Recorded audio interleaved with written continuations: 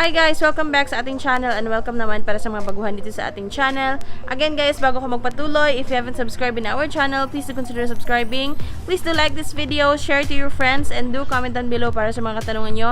Don't forget also guys to like our page on Facebook. Again guys, doon ako nagsasagot ng mga ilang personal questions nyo, karagdagang katanungan about sa pricing and sa shipping natin and all, and also regarding dito sa ating yard.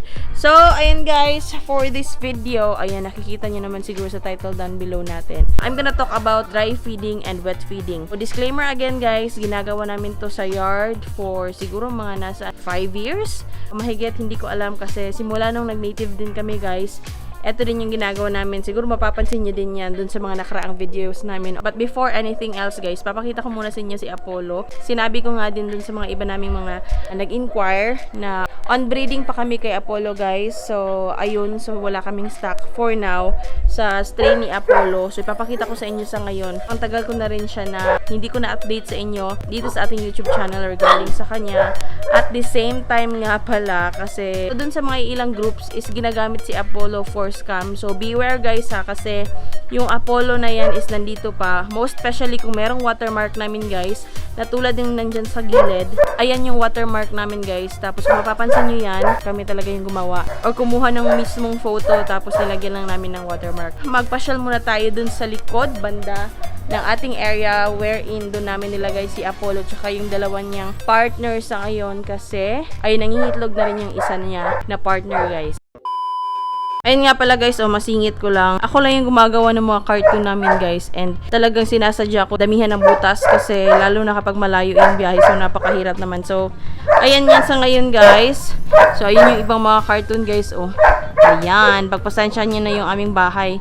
Kasi medyo magulo dahil sa mga cartoon na kailangan natin lalo na kapag nag-ship tayo.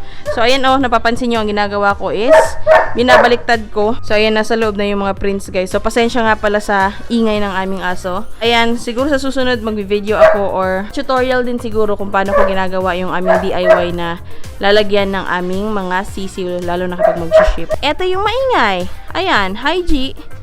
Hi. Hi love. Say hi G. Hi. Okay, nag-hi na siya. Pasensya na nga pala kung minsan hindi ako nakakasagot ng mga comments nyo. Pwede nyo naman akong i-catch up dito talaga sa aming Facebook page. Aside sa pag-comment dito sa ating video. Ayun, kung minsan natatagalan lang pero kino-cope up ko yung pag-reply each one of you dun sa inyong mga comments. So, nandito tayo guys sa likod.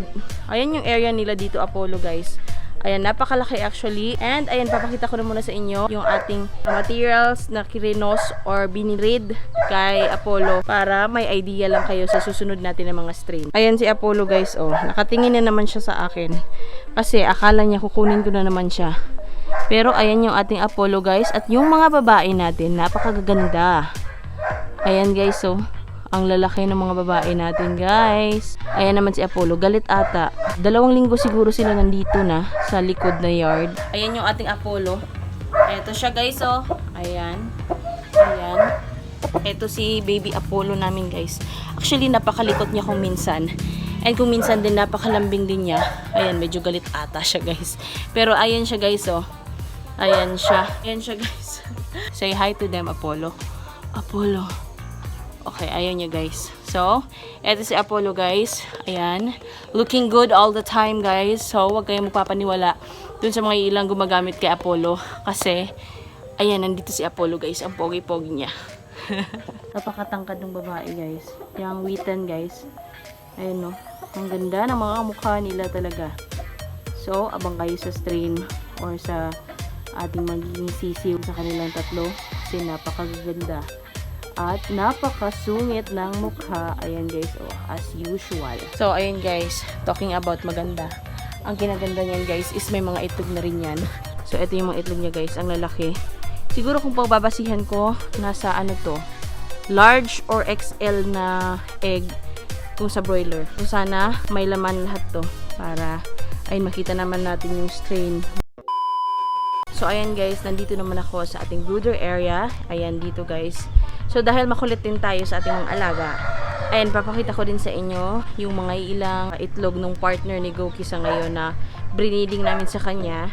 Ang daming dating itlog guys. Actually, kanina ko pa nakita. And I was surprised guys na gano'n na kapala kadami yung kanyang itlog. Kasi hinayaan lang talaga namin sila. But then again, minomonitor namin guys kung kumakain ba siya ng itlog or what. Kasi kung kumakain, most of the time is kinukuha talaga namin agad-agad yung itlog para i-incubate na lang. Or i-set aside na muna. Actually, may isa dito na hindi sa kanya. Parang nilagay lang namin para dito siya talaga mangitlog. So, ayan, para malaman niya na pugaran yun. So, ayan yun guys. Drum. Tapos nilagyan namin ng tire. And, yung mga may tela or unan. Ayan, eto yung nilagay namin. So, ayan guys. Siyam yung itlog niya dito. And, I believe siguro mga ngayon or bukas, anytime soon is maglilimlim na yung ating babae dito. So, let's just hope and pray na etong batch na to mapisa lahat para makapag-share din tayo soon. Ayan yung ating broad hen guys. O, napakaganda yung kanyang mukha, yung kanyang mata. Ayan siya guys, napakasungit. Ayan, napakamalita niya tingnan. And eto yung kanyang katawan guys. Ayan. Napakalaki. Ayan. Napakalaki ng ating broad hen guys. Ayan. Eto siguro mga pangalawang beses niya dito na mangitlog. So, napaka-matured nung kanyang pagmumukha. Ayan guys. So, ayan guys. On the other hand, eto yung kanyang partner. Eto si Goki. Ayan. Ang gwapo niya. Ayan siya guys, oh. Napakaganda rin ng likod niya guys. Ayan guys, oh. Ayan. Ayan. Eto si Goki. Busog na busog yung aming Goki. Ayan. Dami atang kinain ni Goki. So, ayan na nga guys, yung ating topic for today, it's all about dry feeding and wet feeding. So, pasensya na nga pala sa mga alaga namin dito kasi maiingay sila. Anyway, again guys, ito is based on my experience lang or sa experience namin dito sa aming yard namin ni Poy Poy. Ito yung mga ilan sa mga ginagawa namin sa pag-apply ng dry feeding and wet feeding para sa aming mga alaga. Ma-share ko lang muna. For our first month is usually dry feeding kami guys. Up to 2 months yan kung okay yung ating weather. Ginagamitan namin ng Integra 1000. And then usually kapag nagpupurga na kami is that's the time din na nag-change feeding kami. At the same time guys, kinukonsider namin yung weather kasi hindi natin alam baka medyo malamig yung weather for the second month ng ating mga alaga or it's either medyo mainit naman. Nagbibigay kami ng dry feeding guys most of the time is sa mga sisiw lang talaga. Kasi yung mga sisiw niyan guys is more on kailangan nila ng warm sa katawan. And yung feeds kasi natin guys is medyo mainit yan sa katawan. Kung kaya, yung ating mga sisiw, they need na dry feeding para at least makasustain sila ng warm sa kanilang katawan. Lalo na kapag hindi tayo nagpapailaw sa kanila o yung pinapadala lang natin sa ating mga inahin or sa mga nanay nila. Alam nyo naman din dito sa aming yard na hinihiwalay namin agad-agad or nilalagay lang namin sa carton. Kasi yung mga sisiw, sensitive pa sila and hindi pa masyadong fully grown yung kanilang mga hairs, yung kanilang feathers. So, kailangan talaga nila guys na mainitan yung kanilang katawan.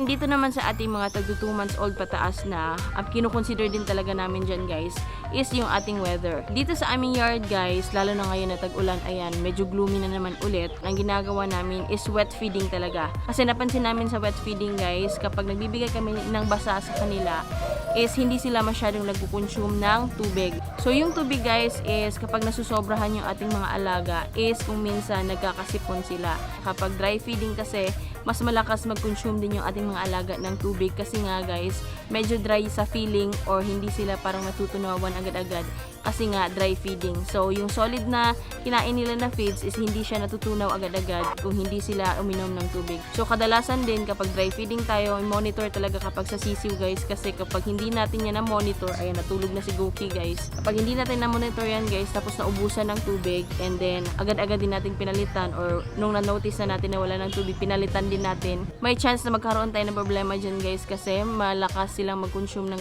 tubig that time kasi nga guys, natuyuan yung kanilang lalamunan at the same time, naubusan nga ng tubig yung kanilang waterers. Wherein sa wet feeding again, kapag yun yung way of feeding namin sa kanila is, hindi sila masyadong malakas uminom ng tubig, which is good talaga siya guys. Kasi nga guys, lalo na sa panahon na kunwari umaga is medyo mainit or actually napakainit talaga. And then kinahapunan is uulan. Kung may chance talaga guys na magkasakit sila kasi nga ang init-init tapos biglang umulan. Tapos nag-dry feeding tayo. So, talagang iinom yan sila ng tubig guys dahil sa init na hatid nung umaga na weather. So ang ginawa namin dito guys, nag-wet feeding kami, yung parang ano talaga guys, para talaga siyang lugaw na parang may tubig na kasama. Kasi kapag hapon, eto disclaimer lang, hindi na kami nagbibigay ng tubig sa aming mga materyales dito sa aming yard. Kasi ang napansin din namin guys, kapag hapon tapos nagbibigay kami ng tubig is may chance sila na magkasipon. Since nung umaga nga is napakainit. So even nga tayong tao na kapag nainitan ng umaga, sobrang init. Tapos pag uwi natin galing sa trabaho tapos naulanan tayo, kung minsan meron talaga tayong mga iniinda or nararamdaman tulad ng sipon, yung iba nilalagnat pa. So ayun guys, ang ginawa din namin sa mga alaga kapag napakainit talaga ng umaga, kinahaponan yan guys, paniguradong hindi na kami nagbibigay ng tubig. Sa umaga naman guys, nagbibigay din talaga kami sa kanila kasi kung hindi rin tayo nagbibigay ng tubig sa ating mga alaga, may chance dyan guys na ma-dehydrate sila or kung minsan nanunuyo na yung kanilang mga paa, which leads also na mamatay din sila. Even yung tao kapag nadi-dehydrate yan guys, talagang magkakaroon ng problema or tatamlayan kasi nga lack of water na yung kanyang katawan. So, hindi rin yun maganda.